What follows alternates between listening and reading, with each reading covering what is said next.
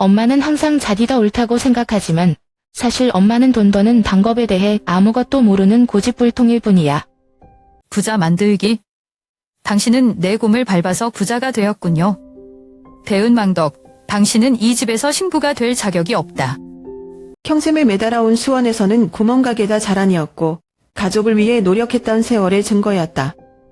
아들 현수가 결혼하면 평안히 올 줄 알았는데 믿었던 며느리 민지의 등장이 모든 것을 바꿔놓았다. 갈등, 상처, 어려운 선택이 계속되면서 나는 스스로에게 물어야 했다. 사랑과 용서가 치유될 수 있을까? 아니면 가끔은 나 자신을 위해 사는 것이 해방의 방법일까? 올해 68세인 박정임입니다. 그리 크지는 않지만 익숙한 기억과 숨결로 가득한 도시 수원에 산다. 이곳은 제 인생의 거의 전부를 젊었을 때부터 머리가 점점 희끗희끗해질 때까지 목격했습니다. 남편이 죽은 뒤 제 삶이 완전히 바뀌었는데 그때 현수는 겨우 10살이었어요. 원래 집에서 가족을 돌보는데 익숙한 여성으로부터 나는 밖으로 나가 모든 것을 혼자 감당해야 했다. 재래시장 바로 모퉁이에 있는 작은 상점은 내가 사업을 시작한 곳이다. 처음에는 가족을 위해 요리했던 두부조림과 김치볶음 같은 간단한 요리만 해봤어요. 하지만 동네 사람들이 좋아하기 시작했고 점차 메뉴에 스튜를 추가했습니다. 언제부터인가 이 작은 가게는 내 인생에 없어서는 안 될 부분이 되었다. 이곳은 제가 먹고 사는 곳일 뿐만 아니라 이웃들과 교류하고 일상생활의 슬픈 이야기를 나눌 수 있는 장소이기도 합니다. 매일 아침 4시에 일어나 시장에 가서 가장 신선한 고기 조각과 가장 부드러운 두부 결을 고른다. 옆자판에서 야채를 파는 김 아저씨는 내가 너무 까다롭다고 농담을 자주 하지만 사실 나는 모든 것이 완벽하기를 원한다. 현수가 어린 초창기 때 저는 아이를 데리고 가게에 가곤 했습니다. 내다 손님들과 바쁜 동안 소녀는 책상 모서리에 앉아 조용히 숙제를 했다. 한 번은 현수가 남은 죽지를 집어들고 가게의 풍경화를 낙서한 적이 있다. 저는 그것을 작은 나무 틀에 넣어두었습니다. 계산대 구석에 매달려 있었죠. 이제 부엌에 서 있을 때마다 두부와 스튜 냄비에서 나는 향기로운 냄새는 그 어렵지만 의미 있는 날들을 항상 생각나게 한다. 갖가지 요리는 단지 일의 일부일 뿐 아니라 남편과 현수와 나누었던 기억과 사랑의 파편을 단직하는 방식이기도 하다. 우리는 별로 가진 것이 없었지만 감정은 항상 따뜻하고 완벽했다. 저는 가장 간단한 것에서도 행복을 찾을 수 있다고 항상 믿고 있습니다. 현수가 민지와 결혼하겠다고 발표했을 때 어깨의 부담이 조금 가벼워진 느낌이었다. 자녀를 위해 사는 동안 따뜻한 가정을 꾸리기만 하면 드디어 가족이 완전해지는 날이 올 것이라고 생각했다. 민지는 똑똑하고 재빠른 여자인데 처음 봤을 때부터 말솜씨가 좋고 눈빛이 자신만만해서 감명받았어요. 그날 모임이 기억난다. 우리는 그가 일하고 있는 서울 현수 집 근처 작은 식당에 앉아 있었다. 민지는 신선할 뿐만 아니라 아들의 좋은 배우자가 될 것이라고 믿게 만들었다. 민지가 며느리가 된 초창기에는 모든 것이 잘 되어 있는 것 같았다. 나는 항상 그녀를 내 딸처럼 대하고 가정 요리법부터 가정 내 사소한 이야기까지 모든 것을 공유하려고 노력한다. 하지만 어쩌면 인생은 원래 내가 생각했던 것만큼 완벽할 수 없을지도 모른다. 민지의 매너 변화를 실감하기 시작했다. 엄마와 아이의 대화는 더 짧아지고 때로는 그녀의 눈빛에 원래대로 친밀감이 담겨있지 않은 것 같다. 한 번은 현수와 민지가 추석 연휴에 집에 돌아왔을 때 집안 분위기가 약간 긴장돼 있었다. 현수는 피곤한 것 같고 민지는 평소보다 조용하다. 현수에게 물어보려 했지만 그는 모든 것이 괜찮다고 고개를 저었다.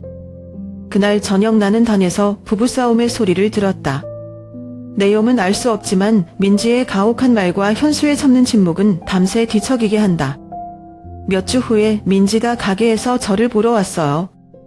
그녀는 작은 나무 의자에 앉아 눈빛이 가득했다. 그녀는 직장에서의 스트레스, 생활 방식의 차이, 그리고 가족으로부터의 기대들이 그녀를 불편하게 만들고 있다고 말했다. 이해해요. 신부가 되기가 쉽지 않지만 그녀가 저를 나무라는 듯한 말투는 저를 놀라게 했어요. 민지는 내가 그들 부부의 삶에 너무 개입하려고 노력하고 있다고 말한 적이 있다. 항상 거리를 유지하고 자녀의 사생활을 존중하려고 노력하지만 그 말은 나를 가슴 아프게 한다. 점점 민지와 저 사이에는 제가 어떻게 채워야 할지 모를 틈이 생겼습니다. 민지와 현수가 집에서 저녁 식사를 하러 오는 저녁이 절정이다. 민지는 식사를 준비하면서 늘 자랑하던 김치볶음은 싫다고 입에서 삐죽삐죽 튀어나왔다. 나는 그것이 단지 무심코 한 말이라는 것을 알지만 그것은 나의 모든 노력이 더 이상 인정받지 못하는 것처럼 느끼게 한다. 나는 스스로에게 물었습니다. 내가 완벽한 가족에 대해 너무 많은 기대를 하고 있었을까? 아니면 단순히 우리가 서로를 더 잘 이해할 시간이 필요한가요? 그 후 며칠 동안 저는 가족의 평화를 지키는 방법에 대해 끊임없이 생각해왔습니다. 그 누구보다 현수가 그의 인생에서 가장 중요한 두 여자 사이에 끼어 있는 것을 보고 싶지 않았기 때문입니다. 하지만 그렇게 쉬울까요? 어느 가을 아침, 골목 곳곳에 단풍이 내리자 민지는 평소보다 갑자기 일찍 매장에 도착했다. 그날 나는 여전히 스튜 냄비와 씨름하고 있었는데 그녀가 들어왔고 눈빛은 진지했지만 선명했다. 엄마, 나는 엄마에게 요리법을 배우고 싶어요. 라고 그녀는 조용하지만 결단력 있는 목소리로 말했다. 제 생각에는 내가 나중에 가게에서 엄마를 도울 수 있다면 모든 것이 더 쉬울 거야. 그 말이 가슴을 뭉클하게 했다. 그 순간 이전의 모든 오해와 거리가 사라지는 것 같았다. 나는 마침내 이해되고 존중받는다고 느낀다. 그 후 며칠 동안 민지는 꾸준히 가게에 가서 요리를 배웠다. 나는 그녀에게 재료를 고르는 방법과 간을 맞추는 방법을 가르쳐 주었지만 너무 무겁지는 않았다.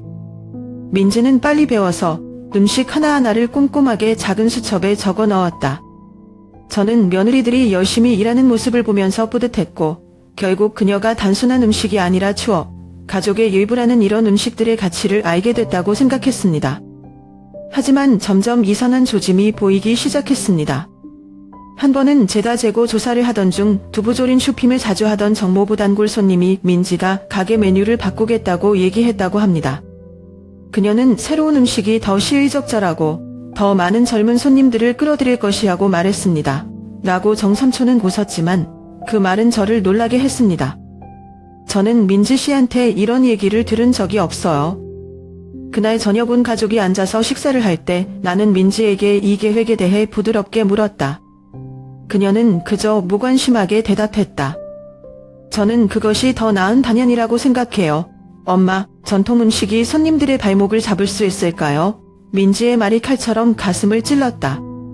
나는 그녀를 탓하지는 않지만 내가 오랫동안 간직해온 가치들이 가볍게 여겨진다는 느낌은 정말 가슴 아프다. 그래도 나는 더 이상 말하지 않고 그녀가 이해할 시간이 필요할 것 같다는 생각만 했다. 민지가 제가 사용하지 않은 이상한 재료를 가게에 몰래 주문했다는 것을 알게 되었을 때 상황은 더욱 긴장되었습니다. 주문서 영수증은 계산대 서랍에 숨겨져 있었는데 서류를 찾다가 우연히 떨어졌어요. 나는 놀라움과 실망감을 동시에 느끼며 영수증을 들었다. 문 닫는 시간 후에 민지를 다시 불러 얘기해요. 엄마는 내가 무슨 생각을 하는지 알고 싶을 뿐이야, 민지. 나는 가능한 한 침착한 목소리를 내려고 애쓰며 시작했다. 하지만 민지는 물러나고 싶지 않은 것 같다. 엄마, 저는 단지 가게가 발전하기를 원합니다. 엄마가 한 일은 아주 좋았지만 시대가 변해서 옛날 방식을 고수한다면 우리는 살아남을 수 있을까? 그녀의 대답은 나를 화나게 하고 슬프게 한다. 민지의 좋은 뜻은 알겠는데 산의도 없이 제멋대로 행동하는 민지의 방식은 무시당하는 느낌을 준다. 그날 현수는 가족 간의 긴장된 분위기를 진정시키기 위해 노력하면서 가운데 서야 했다.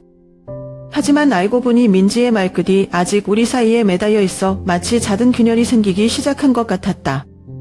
그날부터 민지 씨는 가게에 갈 때마다 설레는 마음을 못 봤어요. 그녀는 여전히 일을 하지만 눈빛은 예전처럼 즐겁지 않다. 엄마와 아이의 관계가 다시 원래대로 돌아갈지 모르겠다. 어쩌면 저도 변화를 받아들이는 법을 배워야 할지도 모르지만 제 마음은 여전히 무거워요. 마음속 깊이 가족을 위해 작은 평화 구석을 지키고 싶을 뿐인데 너무 어려운 일일까요? 처음에 민지랑 같이 작업할 때 진짜 너무 마음에 들었어요. 그녀는 민첩하고 부지런하며 상점에서 나를 돕는 일에 관심이 많은 것 같다. 매일 아침 우리는 함께 물건을 치우고 재료를 준비하고 단골 손님들을 맞이한다. 저는 기억합니다. 한 번은 그녀가 좀 더 편리하게 할 수 있도록 매점을 재정비하는 방법을 제안했었죠. 그런데 놀랍게도 그 방법이 정말 효과가 있었습니다. 그때 내 마음속 민지는 며느리일 뿐 아니라 든든한 동반자였다. 그러나 사고방식과 생활방식의 차이가 나타나기 시작했다. 어느 날 아침 손님들이 항상 칭찬하는 두부조림에 민지가 옆에 서서 미리 만든 소스 한 병을 들고 있었다. 엄마, 이 소스를 곁들이면 요리가 더 진해지고 시간도 절약될 거예요. 라고 그녀는 아주 자연스러운 모습으로 말했다. 나는 약간 주춤거리며 그녀의 손에 든 소스병을 보고 마음이 착잡했다. 이 가게를 시작하면서부터 저는 항상 모든 것을 가장 신선한 재료로 만들었습니다. 내가 너무 전통적이어서가 아니라 나는 정직하고 직접 만든 요리가 그 안에 가족의 맛과 감정을 유지할 것이라고 믿는다. 직접 하는 게 나아, 민지야. 나는 부드럽고 단호하게 목소리를 유지하며 대답했다. 민지는 더 이상 말을 하지 않았으나 약간 못마땅한 표정이었다. 그날 이후 나는 그녀가 작은 세부 사항들을 자의적으로 바꾸기 시작하는 것처럼 보인다는 것을 알아차렸다. 한 번은 시장에 갔다 왔을 때 부엌에서 고기 스튜 냄비가 이상한 냄새가 나는 것을 발견했다. 물어보니까 민지가 더 맛있을 것 같아서 포장용 양념을 넣었어요. 나는 화나지 않았지만 내 방식이 무시되는 것 같은 느낌이 나를 슬프게 하지 않을 수 없었다. 또 다른 사건이 발생하여 나는 정말 걱정되었다. 어느 날 민지가 바쁜 와중에 손님들이 볶음김치 싸우는 방법을 바꿔서 눈치 못 챘다. 그녀는 대충잎을 겉으로 감싸는 대신 플라스틱 박스로 바꿔 더 현대적으로 보이게 했습니다. 수년간 단골 손님이었던 윤모 아저씨가 사러 왔을 때 그는 주저하지 않고 불평을 했습니다. 이 패키지는 더 이상 시골뜨기가 아닙니다. 박 선생님. 나는 여전히 그녀의 예전 스타일이 더 좋다고 그는 말했다. 어떻게 대답해야 할지 모르겠고 사과하고 재조정하겠다고 약속하는 것 외에는 그날 저녁 민지와 허심탄회하게 이야기를 나누기로 했다. 민지야, 내가 가게를 개선하고 싶어 하는 건 알지만 내가 하는 일에는 이유가 있다는 걸 이해해줬으면 좋겠어. 손님들은 맛있는 음식뿐만 아니라 친숙함과 소박함도 발견하기 때문에 이곳에 온다. 저는 침착하려고 노력하며 말했습니다. 근데 민지 씨의 반응이 저를 또 놀라게 했어요. 엄마, 이 시대에 누가 그런 것들에 관심이 있어요? 변하지 않으면 가게는 영원히 이렇게 될 거야. 발전할 수 없어. 라고 그녀는 목소리를 예전처럼 부드럽게 하지 않고 대답했다. 나는 민지가 틀리지 않았다는 것을 안다. 그러나 두 세대 간의 생각의 차이는 우리로 하여금 공통의 목소리를 찾기가 점점 더 어렵게 만들었다. 민지는 그날 간연히 있은 후 더 쌀쌀해 보였다. 그녀는 일하는데 흥미가 거의 없고 때로는 예고도 없이 지각하기도 한다.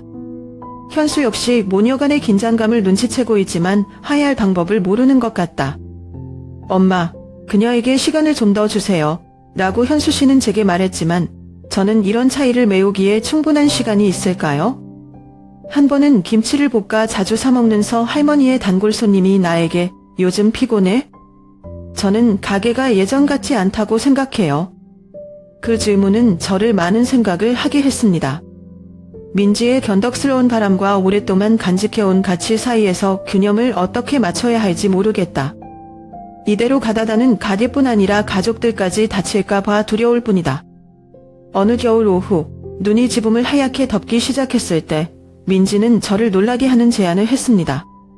엄마, 우리는 이 가게를 프랜차이즈 체인으로 만들어야 해요. 지금이 성장하기에 완벽한 때입니다. 그녀의 말이 가게의 조용한 공간에서 울려 퍼졌고 저는 깜짝 놀랐습니다. 나는 민지를 바라보며 그녀가 진지한지 아니면 그냥 스쳐 지나가는 아이디어라고 생각했는지 이해하려고 노력했다. 민지, 엄마는 그게 필요하다고 생각하지 않아. 나는 목소리를 가다듬으며 말했다. 이 상점은 어머니의 작은 구석일 뿐이며 어머니가 평화롭고 추억을 간직할 수 있는 장소입니다. 엄마는 그걸 더 큰 것으로 만들 의욕이 없어. 그러나 민지의 눈빛에는 실망감이 스쳤다. 그녀는 조용히 짐을 챙기고 더 이상 아무 말도 하지 않았다. 그날부터 엄마와 아이의 격차가 점점 더 뚜렷해지는 것을 느꼈다. 민지는 더 이상 가게 일에 대한 열정이 없다. 한 번은 그녀는 심지어 전화기를 누르느라 손님을 오래 기다리게 했다. 나는 부드럽게 일깨워 주었지만 그녀는 그저 무심한 끄덕임으로 대답했다. 며칠 후 고객들의 불만이 나오기 시작했다. 오늘 음식은 예전 같지 않아요. 라고 가디를 지지해온 정 삼촌은 내게 말했다. 볶은 김치를 사는 한 젊은 여성도 평소처럼 담백하지 않고 맛이 조금 다른 것 같다. 고 조언했다. 그 불평은 마치 칼로 내 마음을 찌르는 것 같았다. 나는 나 자신을 의심하기 시작했다. 몇 년 만에 요리 실력을 잃었나요? 아니면 민지가 말한 것처럼 내가 정말 피곤한 걸까? 어느 날 저녁, 온 가족이 밥상 옆에 모였을 때 나는 민지에게 털어놓기로 결정했다. 민지 씨, 요즘 고객들이 불만스러워하는 것 같아요. 어머니는 더 이상 예전과 같은 품위를 유지할 수 없을까 봐 걱정한다. 어때? 나는 위로의 말을 듣고 싶다고 물었다. 그러나 그녀의 대답은 나를 조용히 시켰다. 어머니 피곤하시겠어요? 아니면 엄마가 잠시 쉬는 게 어때요? 내가 가게 좀 운영해 볼게. 그녀의 목소리는 부드러웠지만 한 글자 한 글자에 냉정함이 느껴졌다. 저는 며느리가 제게서 배우고 싶다고 했고 이 직업을 계승하고 싶다고 했는데 이제 저를 대신하고 싶어 한다는 것을 믿을 수가 없어요. 상실감이 그날 밤 내내 내 마음속에 맴돌았다. 나는 잠을 잘 수 없었고 그냥 거기 누워 바깥의 찬 바람 소리를 듣고 이 가디에 온 정성을 쏟았던 세월을 생각했다. 나는 내가 믿는 가치를 지키고 가족의 평화를 유지하기 위해 어떻게 해야 할지 모르겠다. 하지만 분명히 이대로 가다다는 가게뿐 아니라 민지 씨와의 관계도 예전 같지 않을 거예요. 평소처럼 매장에서 재료를 준비하고 있던 늦겨울 아침, 단골 고객인 서 할머니가 난처한 눈빛으로 불쑥 들어왔다. 박 선생님, 요즘 새로 생긴 가게 있어요. 시장 근처에 똑같은 음식을 파는 곳이 있다는 걸 알았어요. 라고 그녀가 머뭇거리며 말했다. 야채를 썰던 손도 중간에 멎을 정도로 놀랐다. 새로운 가게? 저는 제 귀를 믿지 않고 반복했습니다. 그날 오후, 마담 시간이 지난 후, 저는 바라보기로 결정했습니다. 서 할머니가 말한 그 가게는 시장에서 불과 몇 거리 떨어져 있다. 도착했을 때 나는 그 자리에서 발을 파묻고 서 있었다. 내 눈앞에는 신선한 간판이 있는 낡은 가게가 있고 내 메뉴와 똑같은 음식들을 팔고 있다. 두부조림, 고기조림, 김치볶음. 그것들은 제 식어뿐만 아니라 가슴 아플 정도로 익숙한 냄새들이다. 카운터 뒤에 서서 민지가 손님 접대를 위해 활짝 웃고 있다. 거기에 얼마나 서 있었는지 모르겠고 그냥 마음이 무거워요. 제가 정성을 다해 가르쳤던 며느리가 제 직업을 개선하고 싶다고 말한 사람이 다른 가게를 몰래 열고 제 레시피를 사용했다는 것을 어떻게 믿겠어요? 나는 아무 말 없이 집으로 돌아왔다. 그날 저녁 현수 늦게 들어왔는데 들어오자마자 민지 새 가게 차린 거 알아? 현수는 놀라는 표정이었지만 그의 눈빛은 재빨리 피했다. 엄마, 민지는 그냥 도전하고 싶은 것 같아요. 그녀가 나쁜 뜻은 아니었어요. 라고 그는 말했지만 억지 섞인 목소리로 말했다. 그 대답은 나를 더욱 실망시켰다. 그래서 현수 씨는 알고도 저한테 말을 안 했어요. 다음 날 아침 나는 민지와 직접 대면하기로 결정했다. 그녀가 가게에 도착했을 때 나는 부드럽게 말했다. 민지야, 내가 새 가게를 열었다고 들었어. 진짜예요. 그녀는 잠깐 당황했지만 곧 평온한 모습을 되찾았다. 엄마, 저는 그것이 성장할 수 있는 좋은 기회라고 생각해요. 영원히 이렇게 작은 가게에 들리고 싶지는 않아요. 그녀의 대답은 나에게 찬물을 끼얹는 것과 같았다. 하지만 당신은 나의 감정을 생각합니까? 이 공식들, 이런 방법들은 엄마의 평생 열정입니다. 저는 침착하려고 노력하며 말했습니다. 민지는 말이 통하지 않는 사람에게 설명하려는 듯 한숨을 쉬었다. 엄마, 그냥 더 잘하고 싶어요. 어머니의 가게에는 단골 손님이 계시지만 이 시대에는 더 많은 사람을 끌어들이기 위해서는 새로움이 필요하다. 가족에게 이렇게 기부하는 거야. 어떻게 보답해야 할지 모르겠어요. 그녀가 말하는 당식은 나를 시대에 뒤떨어진 사람처럼 느끼게 하고 내다 세운 것을 지킬 능력이 없다. 하지만 제 마음을 가장 아프게 하는 것은 그녀가 가게를 연 것이 아니라 제가 가르친 가치를 존중하지 않는 당식입니다. 그날부터 민지와 저의 냉담함이 확 느껴졌어요.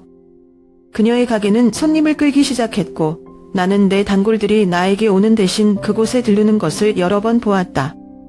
그들을 탓하지는 않지만 그럴 때마다 마음이 아프다. 민지 씨를 너무 많이 믿어서 제가 잘못한 거 아닐까요?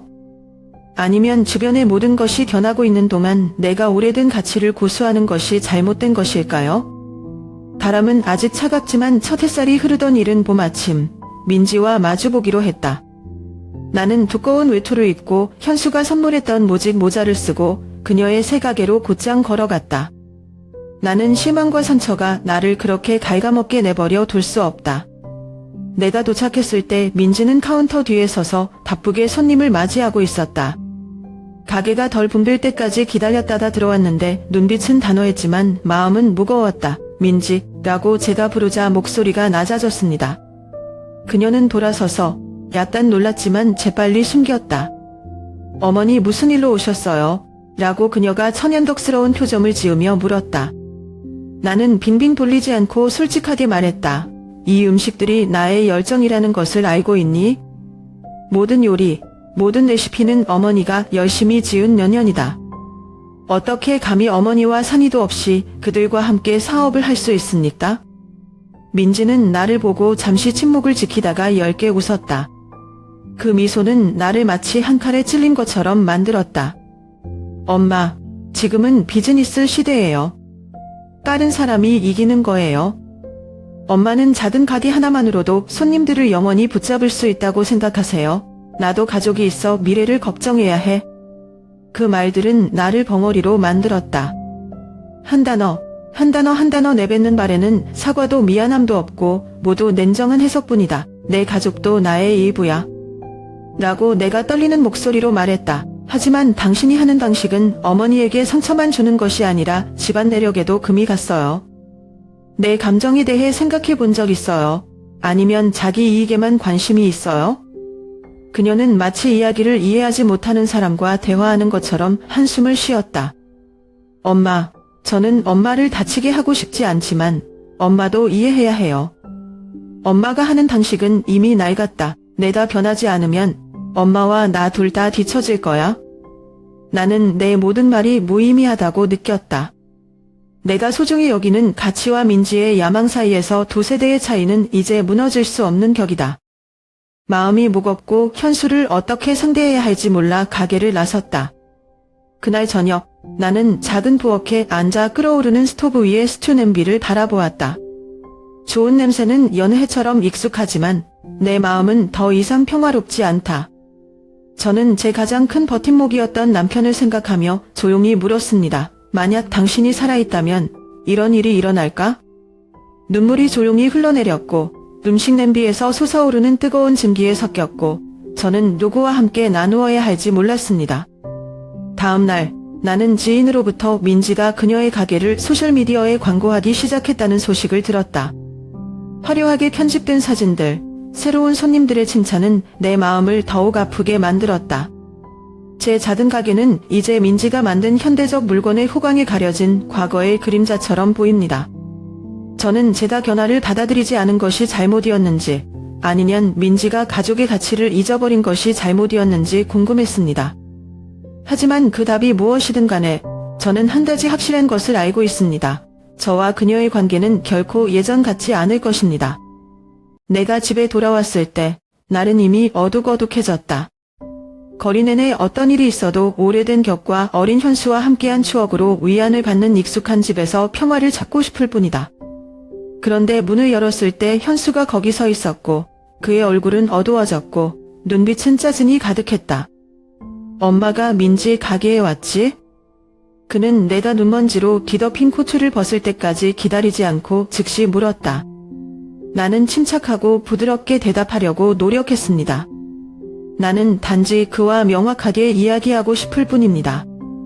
민지가 뭐 했는지 알아? 현수야? 그것은 다른 가게를 열기 위해 어머니의 레시피를 사용한다. 그건 옳지 않아요. 하지만 현수는 귀를 기울이지 않았다. 그는 목소리를 높이며 거의 소리를 질렀다. 엄마는 모든 것을 너무 많이 해. 민지는 발전만 하고 싶은데 엄마는 왜 이해를 못하니? 그녀는 단지 우리의 가족을 위해, 우리의 미래를 위해 노력하고 있다. 현수의 말은 찬물을 끼얹는 격이었다. 저는 애써 설명했고 고통스러운 목소리로 말했습니다. 어느 가족? 현수야? 당신은 어머니를 배신하고 내가 구축한 것을 가족을 위한 것이라고 부르나요? 엄마는 민지를 거역하지 않지만 그가 하는 당신이 그의 편을 드는 엄마의 노력을 잊으면 엄마는 정말 참을 수 없어요. 그 논쟁은 점점 더 격렬해졌다. 현수는 양보도 안 하고 저는 말할수록 목이 메는 것 같고 눈물이 핑 돌아요. 너 혼자 너를 키워왔다는 것을 잊었니? 엄마는 내가 행복하기 위해 모든 것을 희생했고 이것이 내가 엄마를 대하는 방식이야? 나는 울음을 터뜨렸고 모든 말이 칼처럼 내 자신을 베었다. 긴장된 분위기를 달래기 위해 아들의 어깨를 어루만지려고 다다다는 도만 현수는 갑자기 몸을 돌려 힘껏 밀어냈다. 엄마, 항상 맞는 것처럼 하지 마. 그가 소리쳤다. 균형을 못 잡겠어. 강한 추진력이 나를 비틀거리게 하고 차가운 방바닥에 쓰러뜨렸다. 왼쪽 팔에 금세 옥신거리는 아픔이 퍼졌고 나는 책상 한 구석에 쓰러져 있는 것을 깨달았다. 저는 제 손을 쳐다봤고 고통은 차츰차츰 쌓였지만 저를 더 고통스럽게 했던 것은 상처가 아니었습니다. 나는 눈물이 흘러 더 이상 참을 수 없었다. 정성을 다해 사랑했던 아들, 젊음을 바쳐 키운 아이를 보며 지금 이렇게 행동하는 내 마음을 배신감을 느끼지 않을 수 없다. 현수는 더 이상 말을 하지 않고 후회와 동시에 화가 난 표정만 지으며 서 있었다. 엄마가 나를 너무 곤란하게 만들었어. 라고 그는 중얼거리더니 등을 돌려 방에 넣었다. 나는 그곳에 한참 동안 누워 있었고 아픈 손이 들어올릴 수 없었지만 나는 개의치 않았다. 무슨 일이 일어났는가 하면 그것은 나의 자존심과 신념에 대한 강한 타격이었다. 나는 내가 어디에서 잘못되었는지, 왜 일이 이 지경까지 왔는지 모르겠다. 마지막 위안소가 되었던 집도 이제는 예전처럼 따뜻하지 않다는 것만 안다. 경원에서 퇴원한 뒤 팔에 붕대를 감고 무거운 마음으로 집으로 돌아왔다. 경원에 누워있는 나이들은 나에게 많은 생각할 시간을 주었다. 상처와 원만의 악순환에 계속 빠져들면 나 자신을 해칠 뿐이라는 것을 깨달았다. 오래된 가게, 그곳의 추억, 그리고 민지와 현수에게 맡겼던 믿음들. 지금은 다 아물지 않은 상처와 같다. 이제 그만둬야 할 때라고 결심했어요. 많은 밤을 잠을 자지 못한 후 저는 큰 결정을 내렸습니다. 오래된 가게를 파는 것입니다. 과거를 잊고 싶어서가 아니라 무겁게 변한 것에서 벗어나고 싶어서이다. 잠재 구매자를 만났을 때 저는 여전히 미소를 지으며 이곳에서 일어났던 좋은 일들에 대해 이야기하려고 노력합니다. 하지만 그들이 계약을 맺고 소유권을 넘겨줬을 때 나는 참을 수 없었고 울음을 터뜨렸다. 나는 내가 오래도록 쓰러지는 것을 허락하지 않는다. 그 후 몇 주 동안 새로운 출발을 계획했습니다. 이번에는 구멍가게를 여는 데만 집중하지 않고 온라인 음식 판매에도 도전하기로 했다. 비록 나이가 들었지만 저는 세상이 변하고 있다는 것을 이해합니다. 그리고 앞으로 나아가려면 저도 변해야 합니다. 배달업에 종사했던 옛 친구의 도움으로 음식 사진을 찍고 소셜 네트워크 서비스, SNS에 글을 올리고 배달 플랫폼을 활용하는 법을 배우기 시작했다. 오래된 고객들로부터 온 첫 주문들은 나를 눈물나게 했다. 정 아저씨는 두부조림 한 부분을 주문해 박 선생님 것만 그런 맛이 나요? 라고 동봉했다. 나이가 들어서도 앱으로 주문하는 방법을 묻는 전화를 걸어 꼭 저를 응원하고 싶다고 말했다. 그 격려의 말은 내 마음의 희망을 불러일으켜 자신감을 회복하는 데 도움이 되었다. 하지만 이 새로운 길은 쉽지 않다. 한 번은 한 고객으로부터 고기조림 냄비가 늦게 배달되어 가족 파티에 제때 사용할 수 없다는 불평을 들은 적이 있다. 수송부대의 잘못이라는 것을 알면서도 나는 실패했다고 느꼈다. 어느 날 내가 만든 김치의 품질이 기대만큼 떨어지지 않아서 나는 모든 주문을 취소하고 다시 만들기 위해 담을 세워야 했다. 힘들어도 포기할 수 없다. 고 스스로에게 말했다. 새로운 삶을 선택하게 된 것 같아요. 민지는 내가 가게를 팔고 온라인 사업을 시작한 것을 알고 있었지만 아무 말도 하지 않았다. 그녀나 현수에게 연락할 방법도 찾지 않았다. 이제 우리의 관계는 상처와 같았지만 생각할 때마다 여전히 아프다. 언젠가 우리가 함께 앉을 수 있을지 모르겠지만 저는 더 이상 강요하고 싶지 않아요. 제가 해야 할 일은 제 자신에게 집중하고 제 인생에 남은 것을 위해 사는 것이라는 것을 이해합니다. 매일 새로운 주문을 확인하고 고객의 메시지를 읽을 때 저는 제가 오랫동안 잃었던 기쁨을 느낍니다. 아마도 이 새로운 시작은 과거의 끝이 아니라 나 자신을 다시 사랑하는 법을 배우는 방법일 것이다. 어느 여름날 오후 햇살이 새 부엌의 작은 창문을 통해 쏟아져 나올 때 나는 손님들에게 배달할 마지막 김치 조각들을 준비하고 있었다. 향신료의 향기로운 냄새와 부엌에서 나오는 열기가 작은 방 전체에 퍼져서 바쁘고 평화로운 느낌을 준다. 그 순간 초인종이 울렸다. 나는 장갑을 벗고 이마에 땀을 재빨리 닦으며 걸어 나갔다. 눈앞의 광경이 나를 아연실색하게 했다. 민지는 문 앞에 서서 피곤한 표정을 지었지만 눈빛에는 투지가 가득했다. 그녀는 간단한 흰색 셔츠를 입고 손에는 커다란 종이 가방을 들고 있었다. 엄마. 그녀가 말문을 열자 그 어느 때보다 목소리가 가벼워졌다. 엄마랑 얘기 좀 할 수 있어요? 나는 한참 동안 잠자코 그녀를 바라보았다. 우리 둘 사이의 공기는 마치 얼어붙은 것 같았다. 이 모든 일이 있은 후 이 상황에서 민지를 다시 만날 줄은 몰랐다. 나는 문을 열고 그녀에게 들어오라고 신호를 보냈지만 여전히 거리를 두었다. 민지는 종이봉지를 테이블 위에 올려놓았는데 그 안에 그녀가 준비한 음식들이 있었다. 내가 가르쳐준 대로 만들었어. 그녀가 떨리는 목소리로 말했다. 당신이 공유한 것보다 더 좋은 레시피는 없다는 것을 깨달았습니다. 나는 앉아서 가슴 앞에 팔짱을 끼고 태도를 보이지 않고 귀를 기울였다. 민지는 감정을 억누르려는 듯 한마디 한마디를 계속했다. 엄마, 다 해서 미안해요. 어머니를 존중하지 않고 마음대로 모든 것을 바꿀 수 있다고 생각한 것은 잘못이었다. 이제야 사업이 부자가 되는 것뿐만 아니라 가끔씩 뒤에 있는 가치와 의미를 지키는 것이라는 것을 알게 되었습니다. 그녀는 머리를 숙이고 손을 꽉 쥐었다. 엄마와 함께 협력하고 싶어요. 우리 같이 다시 처음부터 할 수 있어. 엄마가 원하셨던 것처럼. 마음이 무거운 민지를 바라본다. 제가 받아들이고 싶은 부분이 있는데 그녀에게 잘못을 고칠 기회를 주고 우리가 함께 관계를 다시 쌓을 수 있도록 하고 싶어요. 하지만 그녀의 행동으로 인한 고통으로 인해 잠을 이루지 못한 긴 밤들에 대한 기억이 되살아났다. 민지라고 제가 말했죠. 엄마는 너를 믿곤 했고 나에게 열정을 주곤 했어. 하지만 너는 자신의 길을 선택했고 나는 그것을 존중한다. 이제 엄마도 자신의 길을 선택했다. 내 길을 찾아줘.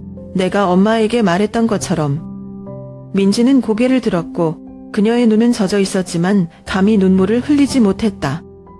엄마. 알겠습니다. 라고 그녀가 목맨 소리로 말했다. 그녀는 공허함과 동시에 안도감을 느끼며 나를 작은 부엌에 남겨두고 떠났다. 나는 내가 옳았다는 것을 안다. 오래 후 처음으로 나는 내가 한때 가족과 나 자신에게 가졌던 속박과 기대에서 해방되었다고 느꼈다. 더 이상 원망하지 않고 더 이상 괴롭지 않다. 나는 내 일로 돌아와서 새로운 주문을 확인하고 단골 고객에게 몇 가지 감사의 말을 전했다.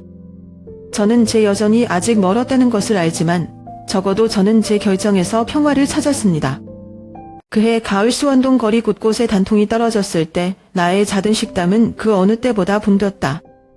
내가 생각했던 가정요리는 단순한 레시피였는데 이제는 그저 음식을 먹기 위해서가 아니라 가족의 따뜻한 기운을 느끼기 위해서 식당을 찾은 낯선 사람들과 나를 연결시켜주는 끈이었다. 매일 아침 일찍 일어나서 6시에 가게를 엽니다. 이른 아침 햇빛이 유리 창틀을 통해 스며들어 정갈하게 늘어선 작은 나무 탁자를 비추었다. 김치볶음 팬 소리, 끓고 있는 고기조림 냄비에서 나는 향기로운 냄새, 그리고 하루에 첫 손님들로부터 들려오는 흥겨운 인사소리는 내가 정말 살아있다는 것을 느끼게 한다.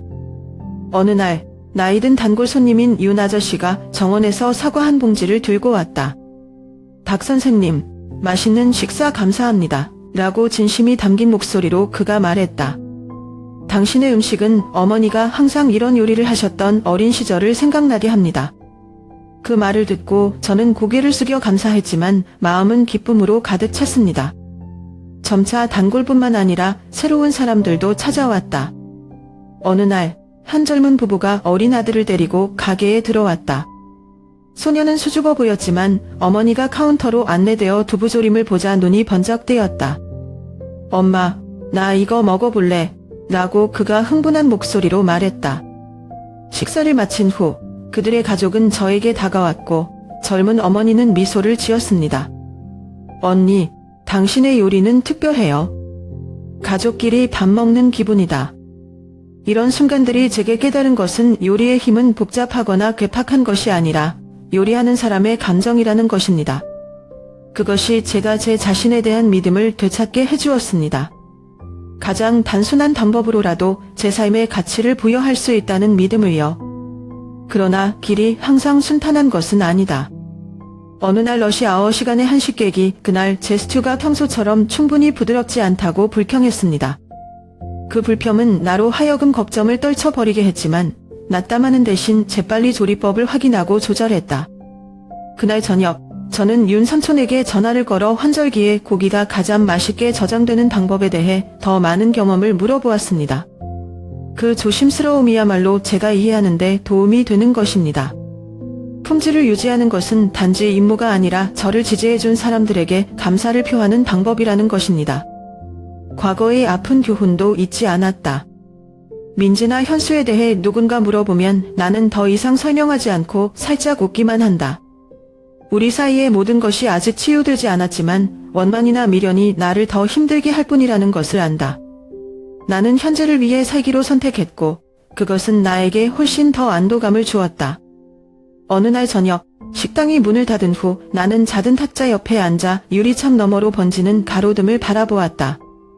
따뜻한 차를 한 모금 마셨더니 마음이 평화로웠다. 나는 더 이상 지난 실패나 갈등에 대해 크게 생각하지 않는다. 대신 저는 지금 있는 것에 초점을 맞췄습니다. 점점 더 붐비는 작은 식당들, 손님들에게 사랑받는 음식들, 그리고 무엇보다도 제 자신을 되찾을 수 있는 자유에 초점을 맞췄습니다.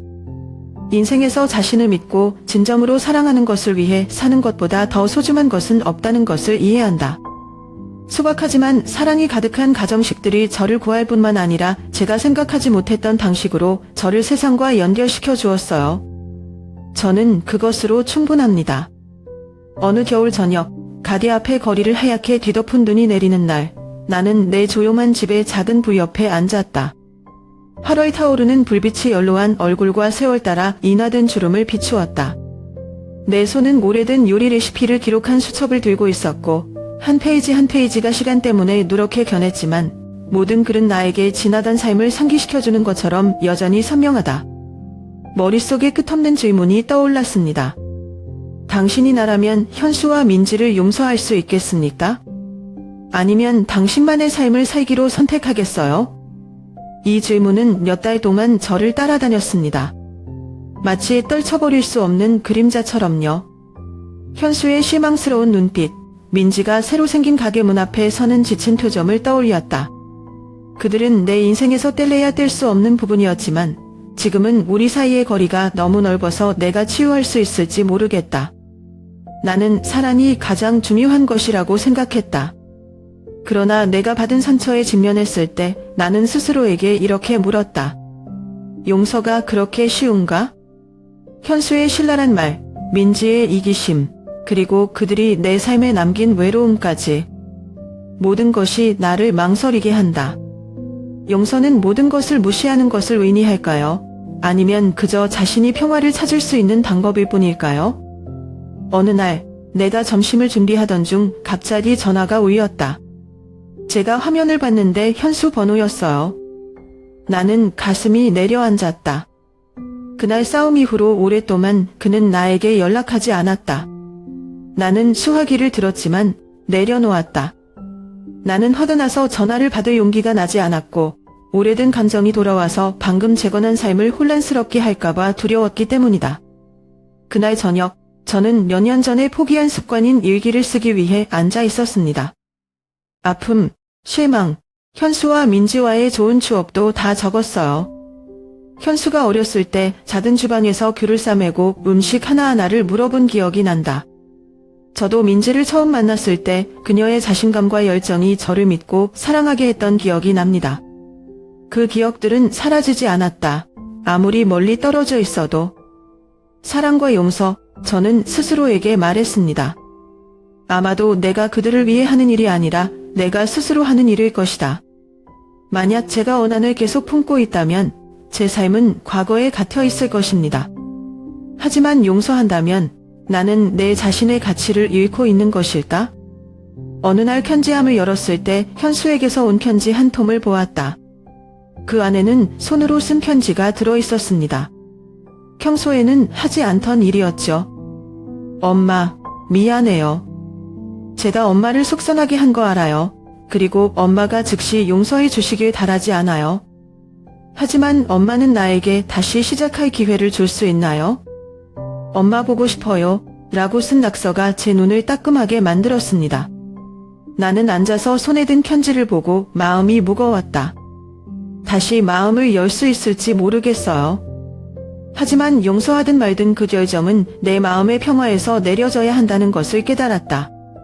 과거를 청산한다는 것은 모든 것을 잊어버리는 것이 아니라 더 이상 무겁지 않게 그것과 함께 사는 법을 배우는 것이다. 그리고 아마도 저는 그 질문에 대답할 시간이 더 필요할 것입니다. 상처 대신 사랑을 선택할 수 있을까? 아니면 나만을 위해 계속 걸어갈까?